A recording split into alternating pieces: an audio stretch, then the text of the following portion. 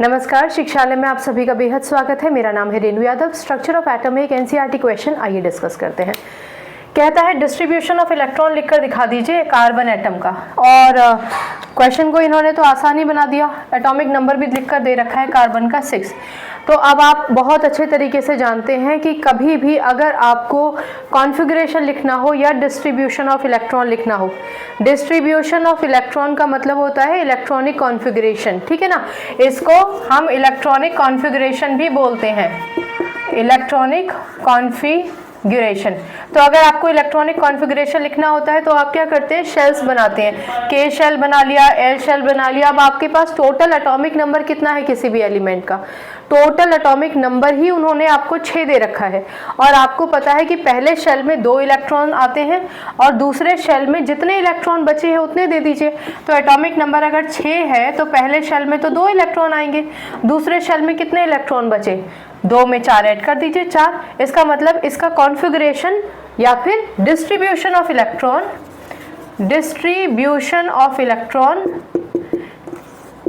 कितना होगा, के और एल शेल में 2 और 4। आप डायरेक्टली डिस्ट्रीब्यूशन ऑफ इलेक्ट्रॉन 2 और 4 भी लिख सकते हैं और आप चाहें तो शेल्स बनाकर भी लिख सकते हैं, ठीक है। अब वो बच्चे जो एटम के स्ट्रक्चर में थोड़ा कंफ्यूज होते हैं वो रुक जाइए, और बाकी जिन बच्चों को लेक्चर समझ में आ गया है वो अब उनके लिए आगे का पोर्शन नहीं है। ये पोर्शन जो मैं बता रही हूँ ये उन बच्चों के लिए है जो भूल गए हैं कहीं ना कहीं कि एटम का स्ट्रक्चर क्या होता है।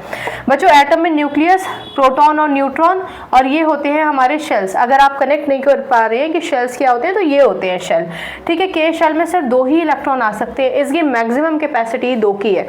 एल शेल की मैक्सिमम कैपेसिटी 8 है, लेकिन क्योंकि हमारे पास एटॉमिक नंबर 6 है इसलिए इसके आउटर मोस्ट शेल में, यानी ये इसका जो बाहर वाला शेल है, इसमें सिर्फ 4 ही इलेक्ट्रॉन आएंगे, ठीक है। तो अगर बच्चे भूल गए थे कि शेल्स क्या होते हैं तो मैंने आपको बता दिया कि शेल्स क्या होते हैं, ठीक। एटॉमिक नंबर क्या होता है, कितने नंबर ऑफ प्रोटॉन है किसी भी एलिमेंट में, वो उसका एटॉमिक नंबर होता है।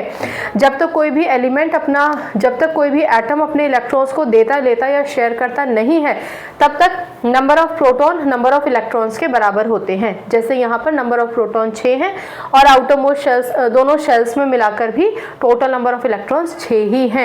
नंबर ऑफ न्यूट्रॉन का हमने जिक्र नहीं किया क्योंकि इस क्वेश्चन से उसका कोई कनेक्शन था भी नहीं, ठीक है। तो ये था इस छोटा सा एनसीईआरटी का क्वेश्चन था, इजी क्वेश्चन था। अगर कोई कंफ्यूजन हो फिर भी तो पूछ लीजिए, ठीक है। बाकी केमिस्ट्री से अपनी केमिस्ट्री अच्छी बनाइए, शिक्षालय आइए। अगली बार मिलने तक अपना ख्याल रखिए, खुश रहिए। नमस्कार।